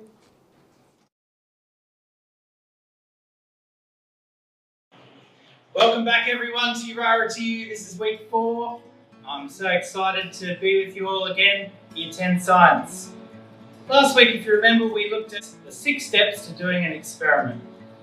Step 1, we did our observation, we looked at some problem. Step 2, we identified a problem we needed to solve. Step 3, we did our hypothesis, which was our prediction, what we thought was going to happen. Step 4, we tested it, we did the actual experiment. And step 5, we wrote down our results. And step 6, we concluded that socks dry quicker in the sun than inside a room. And why was the reason for that? Well, we recall that the sun had radiation and thermal conductivity, which caused the water to evaporate faster out of the sock than inside the room. Now, those words might be new to some of you. Thermal conductivity and radiation. Now, it changed. We could account for that. But why do you think the one on the roof dried faster? Well, first of all, we need to look at the material that goes on the roof. Now, the material on the roof is made out of metal. And what happens is the metal heats up with the sun, gets really, really hot, very high temperature. And what it did was it fried and cooked the sock from underneath, as well as getting the sun from the top. So it dried really quickly. So tin is a material that heats up very fast. So if you want to cook, you want to use a fry pan made out of metal, or you can use a pot made out of metal. You wouldn't want to use wood or concrete because it would heat up a lot slower. So that's what we concluded from that experiment last week. Now today what we're looking at is the difference between renewable versus non-renewable resources. Now, to describe that simply, a renewable resource is something that can be renewed. For example, energy from the sun in the form of heat and light, we can use it to make energy, we can cook our food, we can get power from the sun, which we'll look more into as well. So that can be renewed, that keeps on making energy. Whereas things come out of the ground that we use, once they're gone, they're gone. So for example, oil comes out of the ground to make petrol. When I'm filling up my car, I'm actually using a non-renewable, what we call fossil fuel. That might be a new word. Fossil fuels are fuels. Think fossil. Fossils are old things. They're things that have been made over hundreds and hundreds of years. So oil is a product from the ground. It takes hundreds and hundreds of years to make. That's why it's called a fossil fuel. Now when fossil fuels burn, they're actually very bad for the environment. So solar and renewable energy is a lot cleaner. It's more environmentally sustainable than fuels such as coal and wood and petrol. Because when we burn them, we're putting carbon into the air, which makes us all sick, blocks up our lungs, makes us very sick. So we're looking at making our resources cleaner and greener. We're going to look at how solar works this week, and you guys are going to learn about the two different energy sources you can get from the sun. The first one being conductive energy in the form of heat, and the second one being solar energy in the form of light. So we'll look at the two different types. What we're going to do now is go down to the swimming centre, because they actually use both those sources of energy to help make them a greener place. Let's go. Here we are at the Alice Springs Town Pool. Over to my right you can see all of the solar panels. These panels convert light from the sun directly into usable electricity. So remember, the light from the sun, not the heat. Now we're going to go and check out another form of solar. Alright, so to my left we have what we call solar thermal water panels. Now what these do is they convert energy from the sun directly into heat, which heats up the water over in the swimming pool as it flows through the tubes. Alright, here I am at the Alice Springs Satadine Power Station. As you can see, we have a big tank full of diesel. The diesel goes to the generator, it gets converted into electricity. Now, it's not a very clean form of energy because it comes from the earth and therefore is considered a fossil fuel, because diesel's made from oil. Alright, behind me you can see the actual generating plant, and the diesel comes from where I was standing before, goes along these pipes to the generating station, which converts into usable power. So the fossil fuel, diesel, becomes usable power, which powers our homes in Alice Springs and other communities nearby. Alright, over here we got the battery. There's a giant battery which we use for backup. Now, diesel is a combustible liquid, meaning that you need to make sure you don't smoke near it, you don't have any matches, and here's an emergency shut-off in case anything happens, so we don't want anyone getting hurt. We're going to go through the worksheet now in the booklets. You'll notice there are advantages and disadvantages from having renewable energy. Now today we've talked about one renewable energy source. There are others, but we're talking about solar today. Now remember, solar has both thermal energy, which is heat, as well as light energy. Advantages of renewable energy. Number one, at the top you can see renewable energy sources will not run out, so they're always available when we need them, as we need them. Solar panels are cheap to maintain. Now they're cheap once you install them, but the actual installation cost is usually in the thousands, so they're expensive to buy, but once you have them, they're quite cheap to maintain. Unused energy produced by households can be stored or in a battery or sold back to the grid. Renewable energy technologies could produce many jobs in the future. Now I know a business in Adelaide that actually goes around cleaning the solar panels on the roof. Energy sources are clean and don't produce any harmful gas emissions, so no carbon monoxide. Due to a stable source of energy, we can use the energy on demand as we need it. Okay, so to summarise today's lesson, we looked at different forms of energy, that being renewable and non-renewable. We mainly focused on solar energy, which remember comes from the sun. So solar means energy coming from the sun. Now the solar energy can be in two different forms. It can be in heat, and it can also be in light energy. Now the light energy is produced by the solar panels, whereas the heat energy, anyone can access that with very basic technology. So we'll be looking at learning how to build a solar oven in a few weeks, so I'm looking forward to that. And yeah, next week we'll look at some different forms of energy. Thanks for watching. Science, Yirara to you. See you guys next time. Bye for now.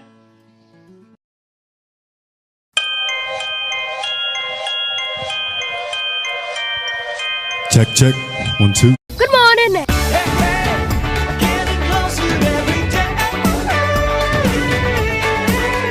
Welcome back to Yirara. Senior class, welcome back. Hope you're ready to take a few notes and listen and get into this, because we've got another couple of good lessons with Flo and I as we look at both our integrated learning, and remember we're looking at cigarettes at the moment, and then Flo's going to get on to some maths very soon. But our last day of knock-knock jokes before I move on to some other sorts tomorrow. So I've got the victim that I've managed to drag from behind the camera is Paul. So we've got Paul and Paul. And I'm just going to interrupt you here and say I really am impressed by your first name. It's an awesome name. It's a fantastic first name. It is. Okay, so Paul, knock knock. Who's there? I see. I see who? I see you looking at me. Okay. Knock knock. Who's there? I am. I am.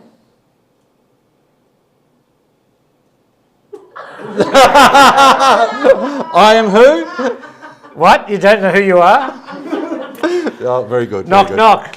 Who's there? Mikey. Mikey who? Mikey isn't working. Can you let me in?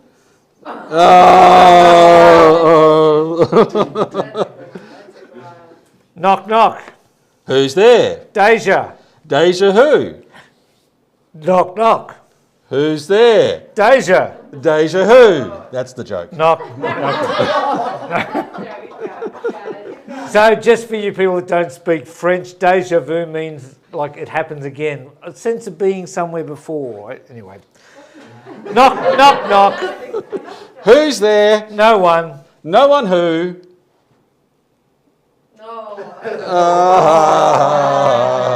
I will say this, they're very appalling jokes, aren't they? Particularly today, but okay. Last one. For Star Wars fans, if there's any out there. Knock, knock. Who's there? Art. Art who? R2-D2, of course. Oh, of course. Very good. Thank you. Thank you. Now, don't turn your phones or your TVs or whatever it is off, because we've got some work to do. That was just the introduction, a bit of light entertainment. So we've been looking at cigarettes. In the last couple of days, we've looked at secondhand smoke, and then third-hand smoke as well. So we've got second-hand smoke, where we're breathing directly in the smoke that other people are smoking, and how that can affect us as it goes into our lungs and on our skin and things. And then third-hand smoke is actually where we're getting it off our clothes, off the walls, off the paint, wherever other people have smoked, and it's not actually going directly into our lungs, but it is coming into our bodies and having a medical effect on us, or a health effect, because we're actually coming into contact with us, and it is going into our bodies. So look, today we're just going to start off with a bit of a summary, a bit of a revision again. And if we look at our workbooks, it's going to look at some of the health-related sicknesses. So, smoking-related diseases. Can you write down 5 diseases that you can think of that cigarettes are a cause of? 5 things. And you might actually just think about the different parts of your body and be able to identify something that's got to do with, you know, I guess if you start at the top, you got your lips or your teeth. What's a disease that you might get from smoking? What might happen to your throat? What might happen to your lungs or your heart? These are all, you know, you need to write down 5 different diseases that happen that are caused by smoking cigarettes. Now, just a little fact here. Cigarette smoking is the leading cause of preventable disease, of preventable death. So you may not, in a sense, it's like you don't have to die, but because of the smoking, it becomes something that is sped up a bit. You could prevent it by not smoking. And here, you know, that's the thing about, you know, I guess we're all going to die, but we could prevent our death, or we could postpone it a lot more, make it happen a lot later if we weren't smoking. And cigarette smoking is the leading cause of preventable death. It actually causes more deaths each year than the following list of what kills people when these are all added together. So if we think of people that are dying each year of AIDS or HIV, people that die of illegal drug use, so that might be heroin and ecstasy and a whole range of different harder drugs, alcohol even, and that we're going to be looking at that later in the term. But you know, there's a lot of people die each year because of alcohol-related things. Car injuries and gun-related incidents. If we put the numbers of all of those together, they still don't add up to as many people each year die because of their smoking cigarettes. And I guess if we look down the bottom here, it actually says every year about 21,000 people die from tobacco. Now, Alice Springs has a population of about 25,000. So that means every year there's just about all of Alice Springs dying, that number of people, because of smoking cigarettes. I mean, yeah, that's sad. Let's go back up here. It's also the cause of about 90%, or 9 out of 10, of all lung cancer deaths. Breast cancer in women in Australia is a big and sad issue, but more women die from lung cancer each year than breast cancer. So again, the cigarettes and the damage it does to our lungs and to our bodies, or these figures are particularly to do with lung cancer, is huge. What should we do, or our elders, or our government do about smoking? What do you think? What could you do? What could you get your community, the elders in the community, to do? What should the government do? Is it their job? You know, I know one of the things that they do is they tax cigarettes a lot. That's why it costs so much, because part of their hope is that if it costs too much, less people will use it. And yet, you know, or I don't hear people so much giving up because of the cost of it. It's more got to do with people realising the health benefits of not smoking. But, you know, I think a few days ago we looked at the amount of money that we could save each year if people didn't smoke. And, you know, so there is, you know, so the government has tried taxing. They've put in laws about not smoking inside, not smoking in public places, all those sorts of things. What else could the government do? What could you do? Is it you asking people to smoke outside? Is it telling them what it can do to them and encouraging them to give up and even helping them give up? You know, maybe you're the person that they can be accountable to. Every time you see that relative or that friend, say, hey, you still giving up? You've been smoking lately? And just keep encouraging them. Okay. Why don't they do it? That's why don't elders, government, others work out a better way? Why don't they just stop it? And I guess, again, it's because of the addiction. It's because of people being upset that they can't do what they want. And I know one of the things we're going to look at in a couple of weeks is going to be even our rights. And some people say, well, I've got a right to smoke. But on the same hand, I've got a right that you don't smoke near me because I don't want to be breathing your smoke or getting it off the walls and things as well, or that you're going to put it into my clothes that I'm going to be breathing it all day long. Okay, so you might put down an idea there. Why don't they do it? You know, is it too hard? Are they afraid of people? Don't they want the arguments and the fights? Every year, millions of dollars is spent on advertising and looking after sick people from smoking. Smoking can hurt any and every part of your body. Every year, about 21,000 people die from tobacco. How does this make you feel? And what can you do to help family? Make a few notes there as to what, how you feel with that information and what you can do to help family. Particularly, for some of the younger ones, if you've got younger brothers or sisters or nephews or nieces, to encourage them not to do it. Be an example yourself in giving up or showing just that healthy lifestyle. Okay, let's turn the page. And you might look up on your phones, there are some things, some vision out there about where people use makeup, and there's some brilliant makeup artists out there, but what they do is they put makeup on to show after 10 years what you would look like. And I guess one of the sad things is people age quicker because of smoking.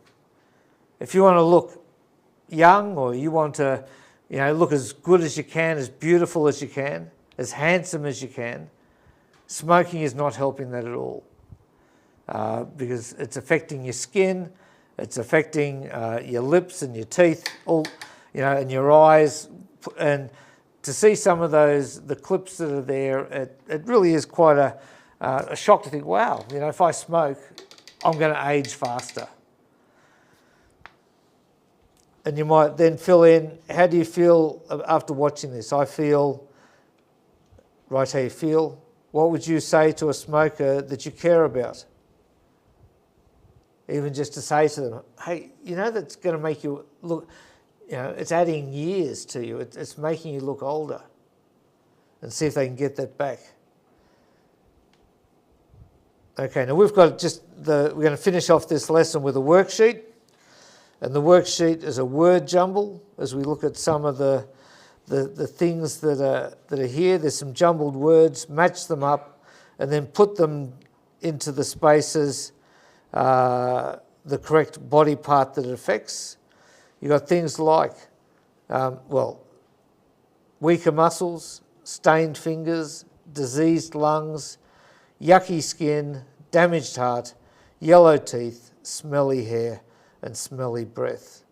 And they're just some of the, some of those are some of the external things that we can see. So look, I hope you're getting, this is a part of our learning. Sometimes we do things because we think it's cool, we see other people doing it, and we don't really know the full effect. And yet, I know that, part of the reason I don't smoke and don't drink is because I know what the effect that it'll have on me and it'll have on other people. So fill out those worksheets and I'll be back again tomorrow, not with the knock-knock jokes, but with some other things that hopefully will put a smile on your dial. God bless you.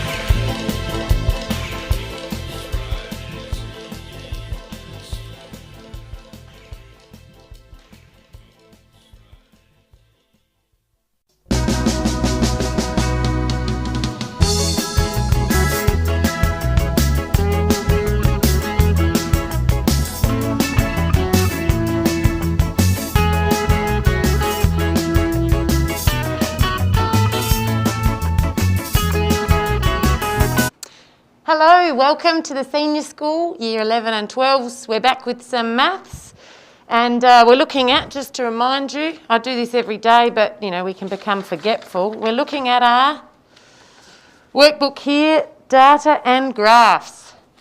Now today we're having a look at something a bit new maybe to some of you, and we're looking at something called a It's called a two-way table. And this is what I've drawn up right here. Now, in your workbooks, and if I just show you on this sheet, it has a big write-up about what a two-way table is. But I'm actually going to show you this on the board behind us so that you can understand a bit better. A two-way table is when you have two lots of information or two categories and you show them in the same table. So in this table, we have sports, and we also have over here, sorry Paul, I'm just going to, and then people. Sorry about my handwriting. There we go. So we have people, males and females, and we have sports. And the question I put to Yirara's staff was, do you prefer AFL football or basketball? I'm taking this off so you can hear me a bit better. Yeah. I just didn't want to get too close to Paul. Hey, my breath's not that bad. Excuse me. So I did this survey and I asked some males and some females and I got some different answers. So what I'm going to get Paul to do is I'm going to pull out one of the answers and I'm going to get him to tally what the answers are, all right? And I'm going to have to tell him whether they said AFL or basketball and whether it was a male or a female. Are you ready, Paul? Yep. Okay. First one. Let's put this down so I don't drop it. First one. We have AFL and the vote is from a male staff member. Oh, I like what you're doing there. Richmond. Get a plug in there, guys. Richmond, go Tigers. Sorry, viewers. Oh, sorry. Okay. Next one. We have AFL, but it's by a female. Female vote. Next one. AFL, male. All right. Next one. AFL, female. I'm just going to mix these up a bit. What do we got next? Oh, another AFL. It's from a male. Next one. Basketball from a male. All right. Next one. Basketball from a female staff member. Basketball's coming in. Next one. Basketball by a male staff member. Lovely. Next one, basketball from a male staff member. Okay. Basketball from a female staff member.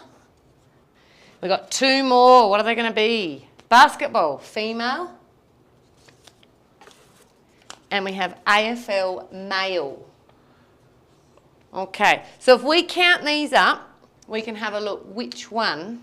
It's unfortunate. If we'd got another male one here, we could have done the tally thing and gone, because... Well, why don't we ask right now? Keegan, do you prefer basketball or AFL?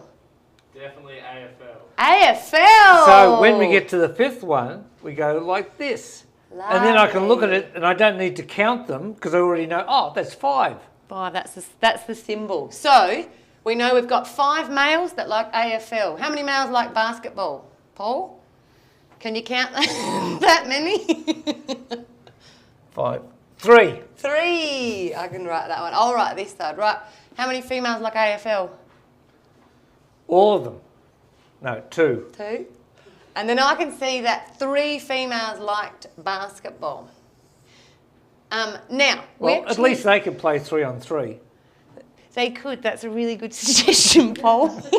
Maybe another time. Oh.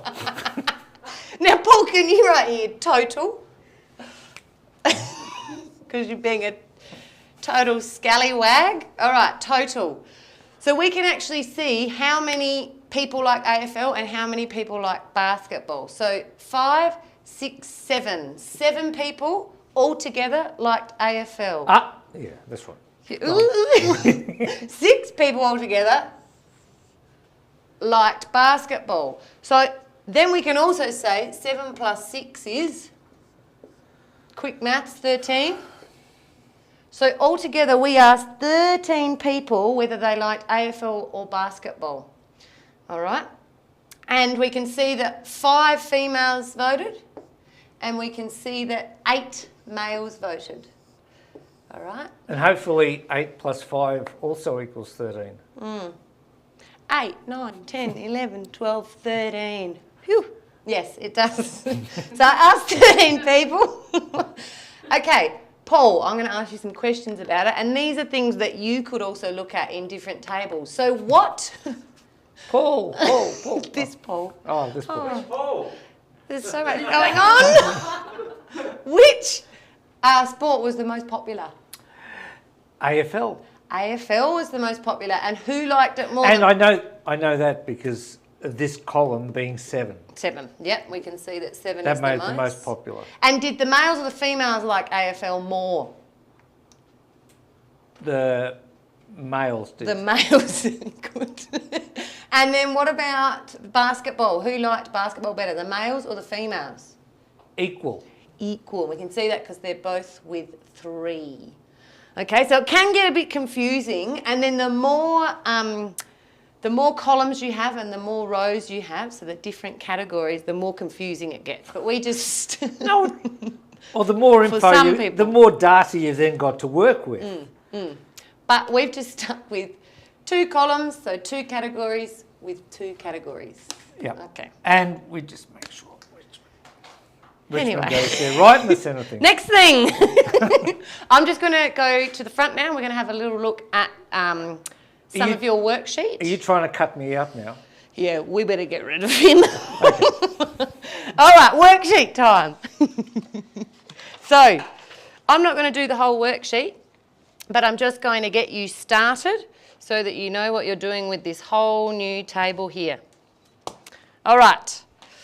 To get you started, let's look at the categories. The categories down this section here, down this column, are people. So we've got children, teens, and adults.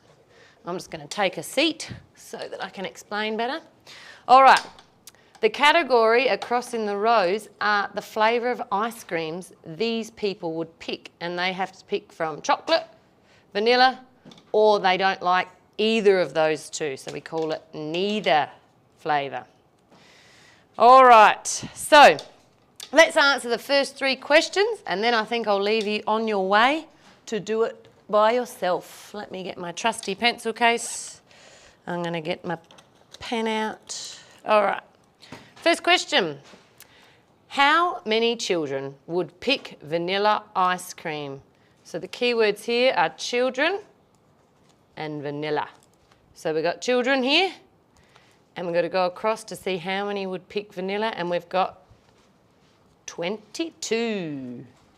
22 children would pick vanilla ice cream. Next question, how many teens would pick vanilla ice cream? Still looking at vanilla, but we're having a look at the teenagers. Find teens, find vanilla. Boom, we got 16 there. So less teenagers want vanilla ice cream than the kids. Last question I'm going to help you with is how many adults would pick vanilla ice cream? So we've got adults and we've got vanilla again. So we're looking down the same column but the different rows. So adults, 54, whopping 54 adults would want vanilla ice cream. The questions keep going. There's some about a total people that want vanilla, who wants chocolate, and we're still looking at the different categories here. I'm going to leave that for you to do on your own. There is also over here another 2-way table that you can work on, and we might go over this as a bit of a review tomorrow. But for now, I'm going to leave you with that much work. It's the end of the day. And thanks to Paul, he's not here anymore, but he can still hear me. Thanks to Paul for helping out. I hope you enjoyed the session, and I will see you tomorrow for some more maths and some more integrated learning. Thanks, guys. See ya. Happy to help anytime. Righto. Thanks for joining us on Yirara to You. I'm Miss Chris, one of the Christian Studies teachers. Are you hungry? I am. We've been doing this filming and working really hard here at Yirara College. I've got a couple of snacks in my bag. Perhaps we can share them. There's some muesli bars and a couple of these, what are they?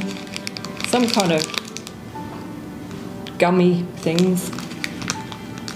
You can share them. Do you reckon there'll be enough for everyone?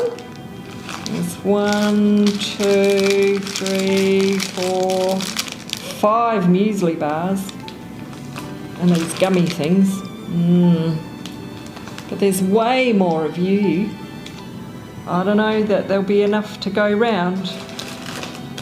But this reminds me of a story and something that happened with Jesus and his friends one day. Jesus had heard what had happened to his cousin John. John had been killed by King Herod. It was a sorry time, and Jesus wanted to be alone. So he went in a boat to a quiet place. The crowds heard about this, and they followed him on foot from the towns. When Jesus came ashore, he saw a large crowd, a big mob of people. Jesus went up into the hills and taught them. He felt deep concern for them. He healed their sick people. He talked to many others. When it was evening, the disciples came to him. "There is nothing here," they said. "It's already getting late.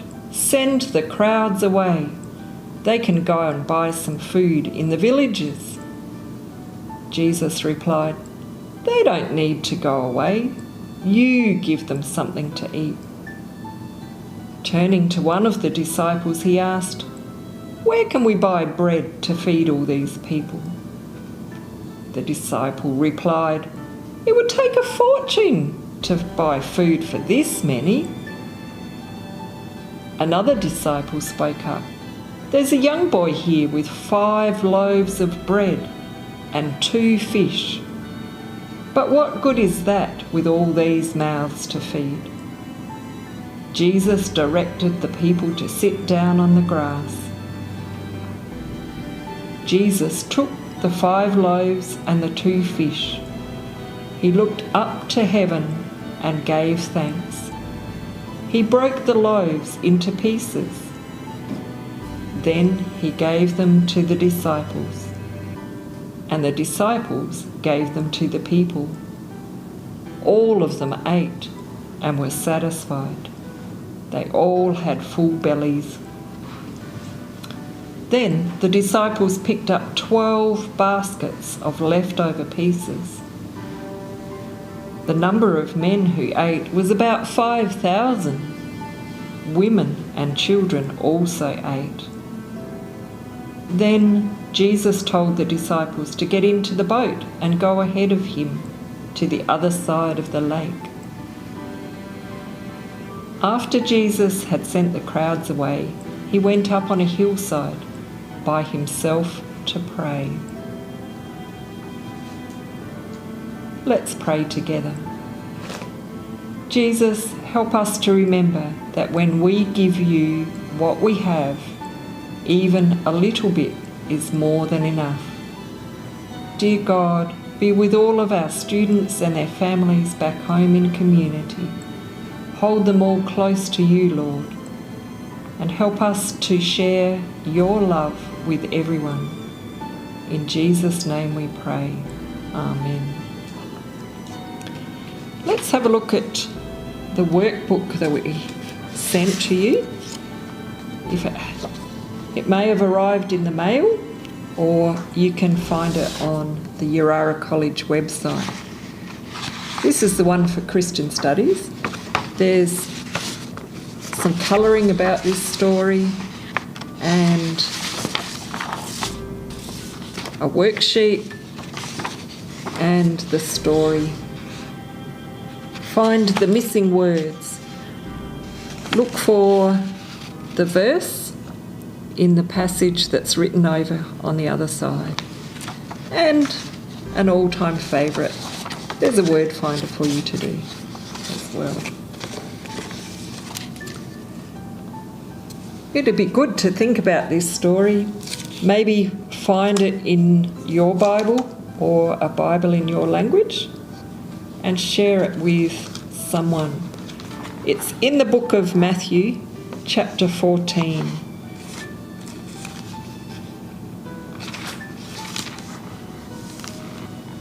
Other things that you might think about. What does the story mean to you and your family?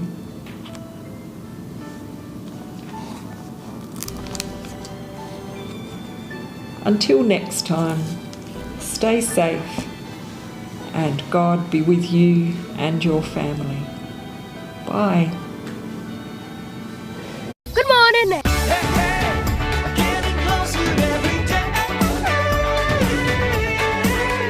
Welcome back to Yirara.